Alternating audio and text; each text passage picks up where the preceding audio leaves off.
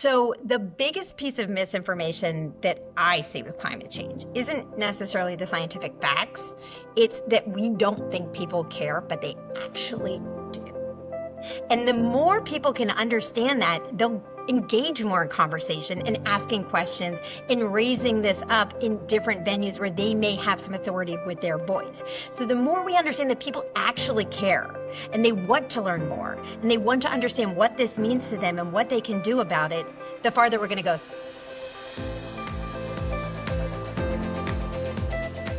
Hello, and welcome to the Scientista podcast, where women in science rule. This podcast is all about supporting powerful women who lead with their brains. I'm behavioral scientist, Dr. Shata Chakraborty. And I'm former Assistant Secretary of State, Monica Medina. The Scientista podcast brings you conversations with leaders, changemakers, and cultural figures, sharing how they're turning facts and evidence into real-world impact. So let's dive in. We are so thrilled to have in studio with us today our good friend, Bernadette Woods Placky.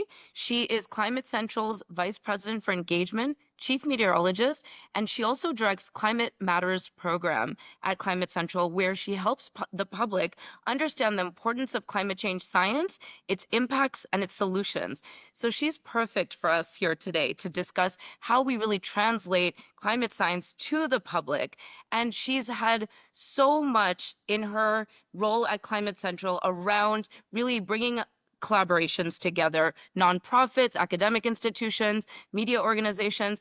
And we know from Scientista how critical this is to really get the message out. And so we cannot wait to get into this conversation with Bernadette. Really, I'm excited to talk about, your decade as a TV meteorologist, because I feel like a lot of young girl scientistas want to be a TV weather person. I always wanted to be one. Oh my gosh. Wasn't that just one of the careers that you kind of wanted to pursue? I definitely would see TV weather people and just really admire them and want to follow in those footsteps. So the first question is, what got you into your career in meteorology? We know you've studied and communicated about the weather, and you're all about advancing communications around weather. Did meteorology happen naturally for you? Was it something you intentionally pursued? Was it all part of the plan? Let's get into it. Well, the funny thing is, I was not one of those people who wanted to be on TV, ironically. So we'll get to that in just a moment. Yes, I've always been fascinated with the atmosphere, and this is not unique to me. Anyone in meteorology is genuinely like this. We love weather. We're in awe of what the atmosphere can do, but you quickly learn to understand what that means to people on the ground.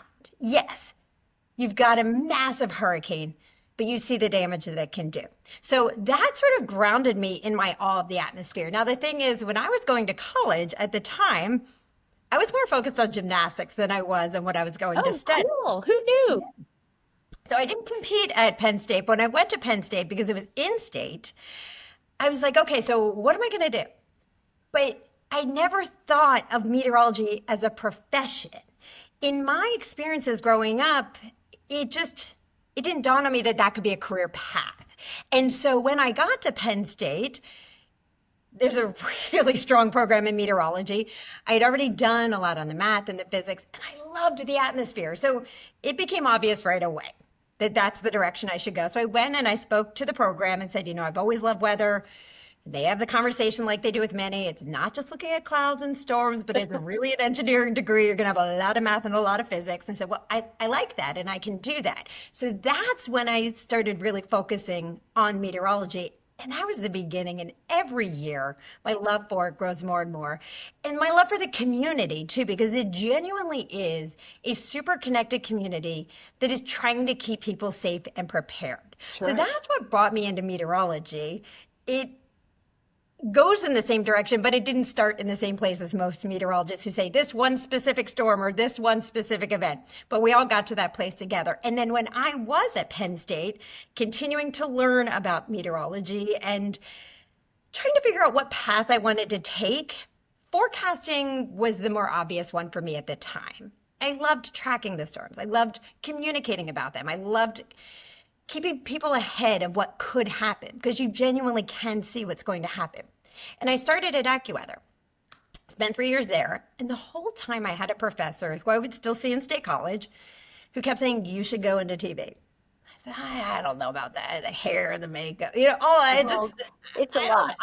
I don't know. And he said, yes, you should. And then finally, by year 3 of my contract at AccuWeather, it was more that you had a direct line to the public when you saw these storms coming. And so I wanted that direct line to the public to help them understand what was coming their way. And that's when I said, okay, I'm going to try this. And then I went into TV for a decade. And where were you? Just tell us the tour of Bernadette's, weather forecasting career in TV. And that is the case. It's everything's different now. But at the time, people started lower markets and worked their way up. And I started in Fayetteville, Arkansas, where big weather, right? A lot of tornadoes. A lot of tornadoes coming through.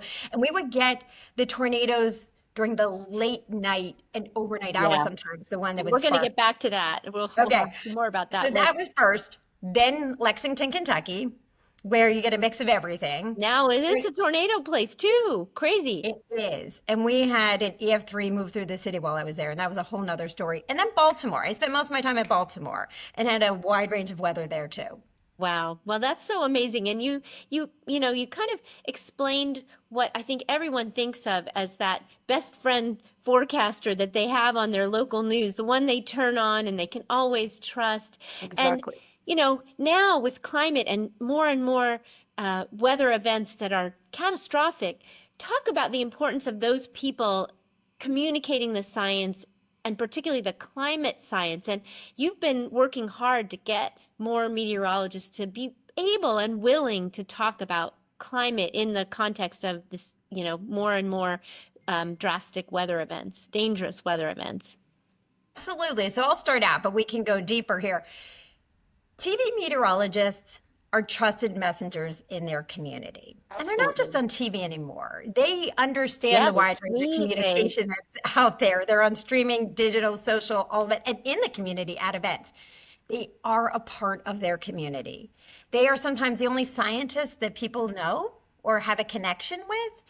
And they're in the front lines of our changing climate because it is one of the primary, if not the primary ways that people experience climate change. So they have this unique opportunity to guide people through events, really help them understand how things are changing, still with that ultimate goal of keeping them safe and prepared on the other side. So it's not just the immediacy of an event, but how that heat wave is getting so much hotter and is only going to get worse, or how that flooding rain event is the beginning of more to come, or the landfalling hurricane, how it's been with the heavy rain or the storm surge. They're both impacted more because of our changing climate. And they can do the next step, which is say, and here's how to protect your family during this, or here you really should evacuate, when, a lot of people go, I'm just going to ride it out. I've ridden out once before. That's critical today. It is a really critical space to be in, especially as you're saying, right, with more and more extreme events. But it's also that relationship that you're living in it with them. Now, there are national meteorologists too that we work with who are amazing and do a lot of great work too. Sometimes when you're in that local community, it is your community. You live there. Your house is at risk too. Your family's at risk. So you're a part of it. Plus, another sort of side thing with TV meteorologists is we get to do so much with education and school students, constantly going to schools and building that relationship with your community. So you do have that touch point and you are a part of it. And you are so good at what you do. You've won the Emmy for Best Weathercaster, and you've been an AMS Fellow, American Meteorological Society Fellow. And so are all weathercasters the same, right? So I want to ask you, I had the privilege of being at an AMS conference as a keynote speaker. And I remember this was a few years back in San Diego. And I remember a lot of discussion around, and I keep saying weather people. Is that not correct? It's weathercaster, isn't it? Weathercasters. Most of them are meteorologists, not all, but most are. Okay, so weathercasters, not all of them are necessarily comfortable moving from sharing the weather and explaining the weather to also talking about climate change. And I remember that was a big push at AMS at the time to have more of that. And you're doing it so naturally and so well, but what are you hoping to see come out of meteorologists, weathercasters in terms of making that connection to climate and talking about climate? In our changed climate, it has fundamentally shifted our weather. And my vision is everywhere you see weather, there's that climate connection. TV meteorologists are one of those critical roles in this, right? However, a lot of people still get their weather on apps, and there's more we can do there. And in conversation, there's so many places where weather comes up and people love it. People love talking about weather. We need to constantly help people understand how it's changing and what that means for them. That's the other piece is, yeah, so there's more heavy rain. But what does that mean for you, your community, the people, places, things that you love? And making those connections in that way through every place that we're introduced to weather, where it's relevant, that it exists. Well, let's talk about those forecasts. You know, they're so valuable and they're 24/7, and they start with the National Weather Service, and then the Weather Service pushes out sort of the most basic, really well done, but not necessarily easy for the public to consume forecasts. And then TV meteorologists and the services add on and, make them better. But I worry that with the cuts that the Trump administration is putting in effect now, and there's some new data out this morning about just how many places are shorthanded in the Weather Service. How do you think about these cuts and the diminution of service, and how that local weather forecaster is going to have a harder time actually communicating and doing it well with good forecasts given the cuts? So there's a couple of things to break down here. One is to understand the connection in the weather community. And that is really critical. Then we'll get to how those cuts can undermine that. So this is where the American Meteorological Society has done some just tremendous work as a professional society, bringing the full range of meteorology together from the public sector, from our government and military. There's a ton of meteorology in military too, and really bringing that community together with the researchers. So you get the mix of research and practitioners to the private industry and the NGOs and the people who are on the ground engaging with the public. And you need the full spectrum. Right. It's an amazing public-private partnership, and people don't really think about it that way because they just interact with the kind of the end of the pipe, if you will, of the forecast, right? Exactly. And the thing is too, is I don't think people also understand what a connected community it is. Genuinely, each part respects and cares for and tries to work with and amplify and uplift the other parts, because together we are so much stronger. And that's why it is critical to keep the full infrastructure going. Now, within it too, things have changed over the years, right? So the private sector of meteorology wasn't as robust 50 years ago as it is now. But the reason it's been able to is because of the strength of the public sector. All that data, all of what the government brings to this as a foundation. Absolutely. And so each has such a critical role with that mindset, again, of keeping people safe and prepared. It really is part of the emergency management chain. So with that, you've got from the federal side, you've got the collection of data. And that's not just getting the numbers from the instrumentation, but it's keeping the instrumentation up and running and making sure the radars are operating properly, and that when we get the satellites up and going, that you process that data once it comes in, or that the planes for the hurricane hunters are ready to go when a hurricane does spin up. So all of that has to happen. Then when you get the data, you have to process it. And it's amazing to have data, but it's not always in the best usable form. There's a lot that goes on to make sure that people get accurate, good data. Then you look at that data over time, right? And that's how we can see the patterns and trends in weather, how they're changing, and again, what we can do about that. That all feeds into our weather and climate models. That all feeds into research and research questions. And again, it's sometimes hard for people to understand. If you go back 50 years, our forecasts existed, but they were not nearly as detailed or as accurate as they are now. And that's because of all of this, the research, the data collection, the data processing, the modeling, and then on the other side, the human component that can help the public understand what a whole bunch of equations and data look like.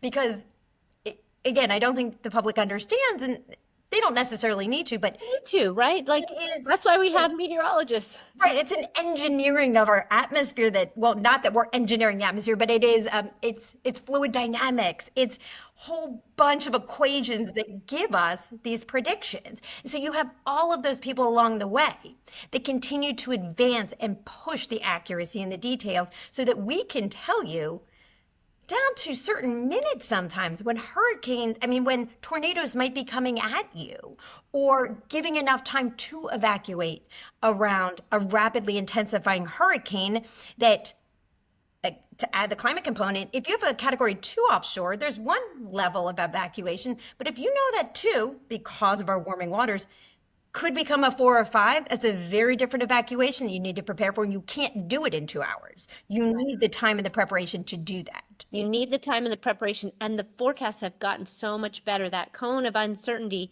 And that's what I worry about might expand. And again, that's so inefficient for people to have to evacuate when the storm's not even going to hit them, and then they get frustrated, and then to shut down behavioral sides, then they don't evacuate.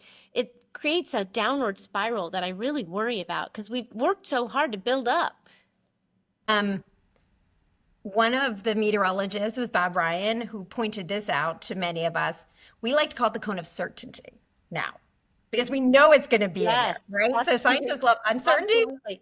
but humans love certainty. So it's a cone of certainty. So that's my one little addition. Another communicator key, right? Like, that's the difference. Love that. Our audience will take that away and use it correctly. So if I can summarize what you just said, this was a question for you, but I think you've covered it. So, but adjust this as needed. Is it fair to say that we have figured out, because of all of the advances that you've described in terms of just accuracy, we can actually pinpoint to what extent weather events are being made that much worse because of climate change, why hurricanes are that much more intense, why droughts are that much longer? Is it fair to say you've described, all of the different advances that have gotten us to that point, but that sort of attribution is now possible? It is possible. And that, when you love science, has been a really fun thing to be a part of at Climate Central, because we've been on the forefront of helping to advance what is called attribution science. Now, a quick overall for those who don't follow this in depth, it's our ability to really attribute or connect climate change to initially patterns and trends. And Ben Santer led a lot of that work in the 90s. But then 20 years ago, extreme event attribution started to spin up. And the first paper came out in 2004. It was about the 2003 heat wave across Europe. And scientists were able to look, scientists from Oxford, to see a specific role of how the addition of greenhouse gases in our atmosphere pushed the number of deaths and the amount of heating to new levels. So just over the past 20 years, this has been a rapidly advancing aspect of climate science. And we are at a point now where we can quantify the role of climate change within individual extreme events. We can apply it to vulnerability exposure and impacts, health metrics, economic metrics on the ground. That's the area that's really spinning up now. And at Climate Central, we brought in some of those methodologies so that now we are looking at daily temperatures everywhere around the globe. And this is an open access tool anyone can use called the Climate Shift Index, where you can see, hey, on this randomly warm day in February, which isn't going to get a big attribution report, because is this normal? And you can check, no, probably not normal. We've applied that also to ocean temperatures, and just as them are rolling out an element of hurricane wind speeds on top of it. So this is really moving fast and rapidly, and the National Academies is taking on a new consensus report about it right now. That's amazing. So interesting, because I remember when I first started at NOAA a long time ago, we couldn't do that. And the meteorologists there were very reluctant. And over the course of my career, they become more and more willing and able to make those connections. And I do think the public now sees it. And that may be one reason why people have a little more belief that climate change is real and not just fake news, as the president would have you think. Well, I'll add one more point to that too, because not just from the science side is it fun, but to your point of communicators broadly, whether we're climate communicators or others who just want to make connections, it has opened up a whole new range of communication because sometimes people just needed to see that connection, that scientific connection, whether they're going to cite the specific number or this much more intense or this much more likely. All they needed to see was, yes, there's a climate connection. And then that can open up a whole range of conversations. And then tie it back to their everyday life. So let me ask you, I'm going to ask you a question.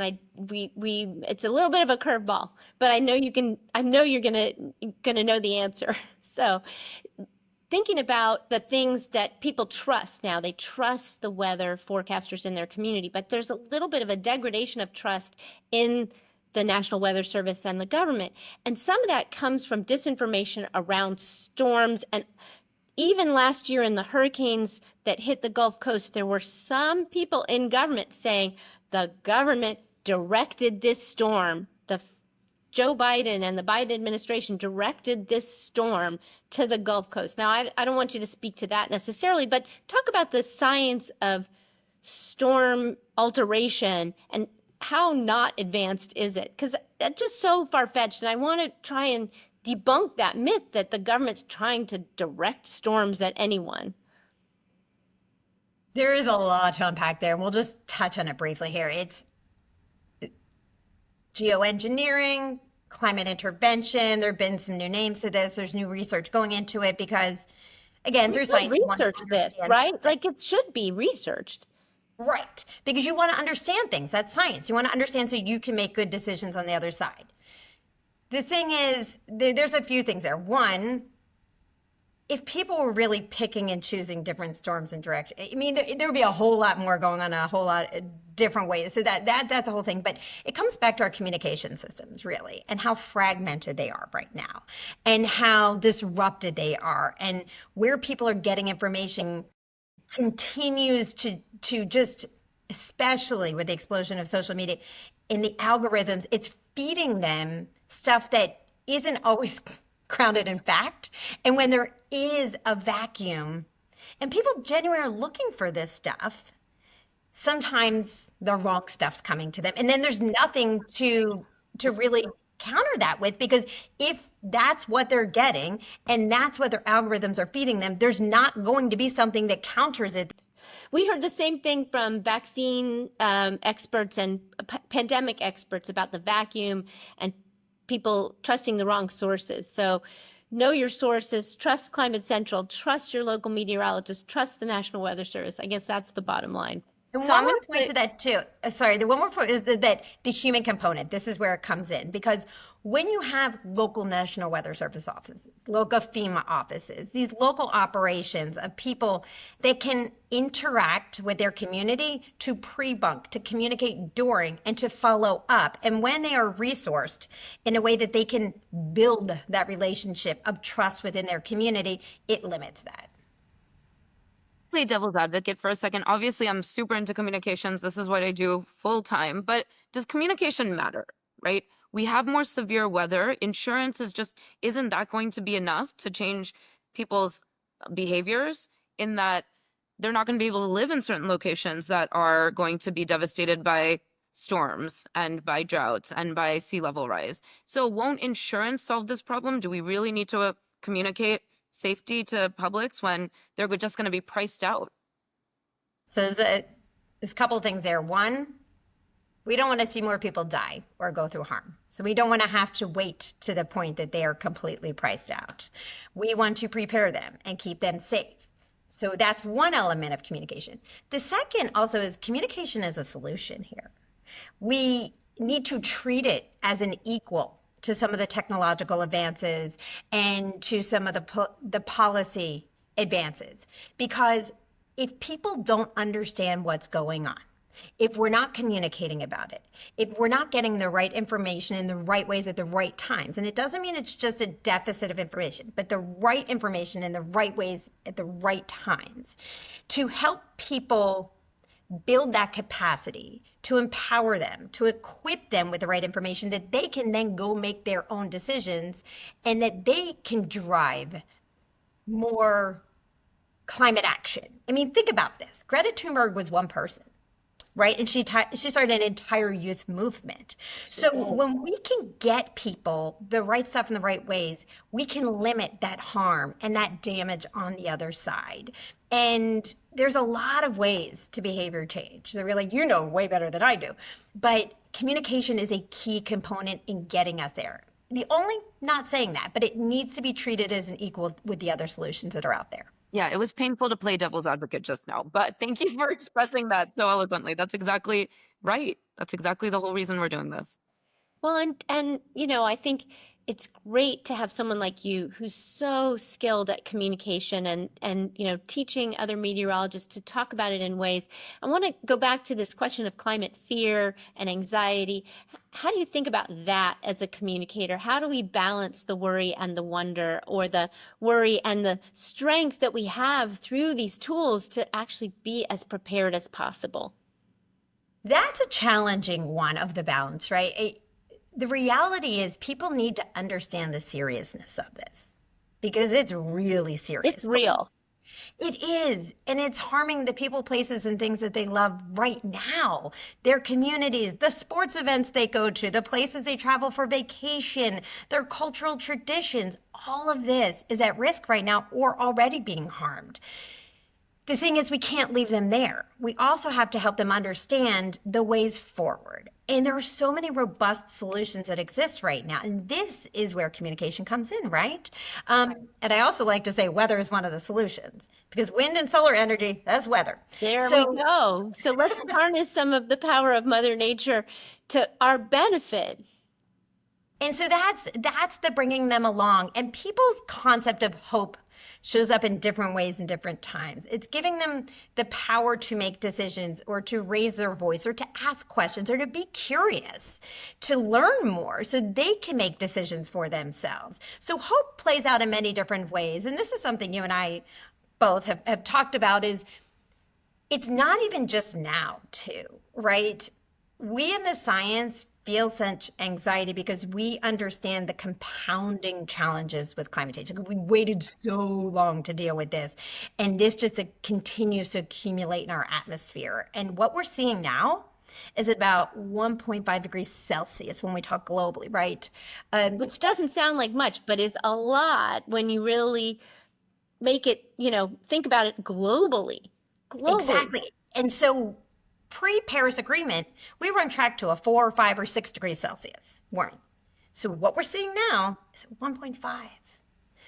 We don't want to live in a world, and many of us can't live in a world that's a 4, 5, or 6. So where we've seen actual action is not in the immediacy of slowing the emissions right now. Like those numbers are still going up, but where it's playing out some of these longer term is that, well, I shouldn't say that. So we have seen a slowing of emissions in certain places in certain ways, but globally, the number's still going up. So yes, but we're not there yet. Right. So with some of those spots, it's actually bent the longer term curve so that we're not necessarily on a path for a 4, 5, or 6. We are on a lower path, and it varies depending on which policies are actually implemented, what things that people pledge are actually turned into policy. And there's some great information out there, especially in the fall every year, heading into the big COP conferences, that this is put out there, and Carbon Tracker does some of this, and a Climate Action Tracker. And you can see that curve bending in the longer term, anywhere from a 2.5 to maybe a 3.5. If you squeezed everything out, it might have been under a 2, but with what's going on this year, I don't know about that. So, but the point is, our actions can make a difference. I love that. And we have the power to make a difference. And in the long term, we are. And we might not see it right now, but this is such a bigger problem that people aren't fully aware just how bad it can get. Even if some of the actions are slower now, we need to crank. Like, we know what we need to do. We know how to do. We just need to crank it up so that if you look at both paths, right? Like, so our warming path and our solutions path, so that they sort of flip-flop, right? So that our solutions are going faster and our warming slows. Great. We want to see that graph. Yeah, I want to be, want to be hopeful, want to be empowered. And I think, you know, especially now with all the disinformation about oil and gas, and we're going to go back to oil and gas. And I mean, I drive a car. Sadly, it's a hybrid. I'm hoping someday I get that electric and I'm able to plug it in my driveway, and I don't have a garage anyway. But I think there are things everybody can do that are within their reach that make a difference. And everybody pulling together collectively, just like that climate number is scary because it's global, the collective power of people everywhere is massive. And this is where those local actions lead to that. This is where the conversations are critical and the communication, because just by raising your voice in whichever way you want, people can raise their voice in many different ways. It might be their neighbor, it might be a policy thing, but bringing your voice up, starting those conversations, this is an action that every single person can do. And the more you can build that momentum, it leads to bigger things. Everyone can be a communicator. I love that. That's a great takeaway. And we're going to come to you with the last question on career advice. But before we do that, and that's for all those scientists tuning in that want to be that weathercaster like I did when I was a little girl, but just generally to give some advice for the illustrious career trajectory you've had, and supporting the next generation of scientistas to follow suit in this space. But before we come to that, how do you counter the conservative, extreme right actual rhetoric on climate doom jam? These critiques that the conservative right in the United States and around the world are putting up as challenges to everything we've been talking about: science, data, facts, evidence. How do you counter that? It can be hard some days. I mean, that's the reality. It can be hard. When you care, which most of us do, I know you two do also, it can hurt at times. And you have to keep a couple of things in perspective. One, the global warming six Americas research. And I don't know if you've covered that yet in some of yours. I think you've touched on some of it, but for people to understand, this is foundational research on people's views on climate change from Yale and George Mason University. And it breaks down the American public into 6 categories. They do this for other countries too, but I'll focus on the US right now. And within those 6 categories, the one that's all the way on the right, the bubble on the right, is the one you're not going to reach. And it's only about 10% of the population. Just completely won't believe in climate and just, oh well. And they're grounded in a lot of these conspiracy theories. The sad thing is they've had a very outsized voice, and now they have a place in our political world. But it's really only 10% of the population, right? So the biggest piece of misinformation that I see with climate change isn't necessarily the scientific facts. It's that we don't think people care, but they actually do. And the more people can understand that, they'll engage more in conversation and asking questions and raising this up in different venues where they may have some authority with their voice. So the more we understand that people actually care and they want to learn more and they want to understand what this means to them and what they can do about it, the farther we're going to go. So to me, that is the biggest piece of misinformation. So that's one thing. The other thing is, and we've talked about this, is sometimes you have to choose hope. You have to choose happy. You have to choose that path forward, because the alternative can be really tough. And you can find that hope and happiness and connection, whatever level really resonates with you, within the climate community, because that's what always gives me hope, is the people. People like you two, people like this podcast, which is amazing. There's a 100-hour weather and climate live stream going on with scientists stepping up. Scientists stepping up to really bring science forward. I mean, the community itself is so wonderful that that's what gives me hope, is people really, they may come from different paths and directions and experiences and backgrounds, but they genuinely want to drive toward climate action that keeps a safer, more prepared society. So that's what gives me hope. So sometimes you just have to choose it, and you can find it within the community. Choose hope. I love that. That is a great lesson for everyone, everywhere. And particularly, now when we're really struggling because we have so much more to do.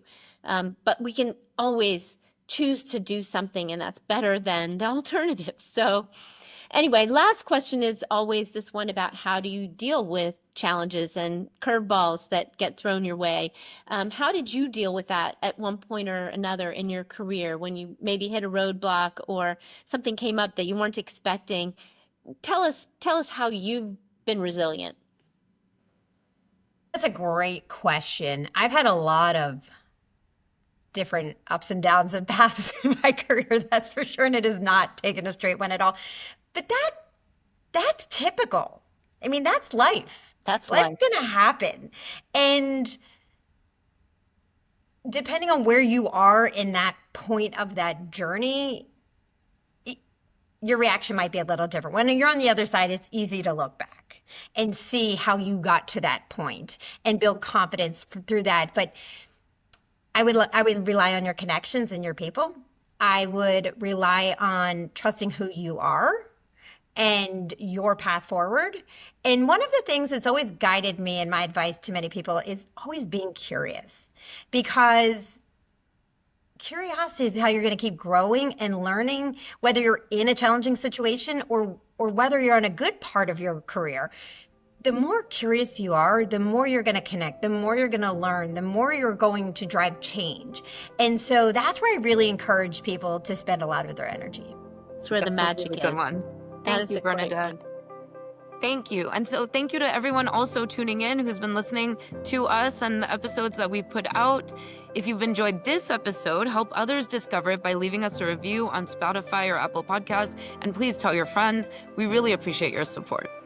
You can always find us on scientista.world for more stories, updates, and ways to get involved. Scientistas, thank you very much for tuning in today.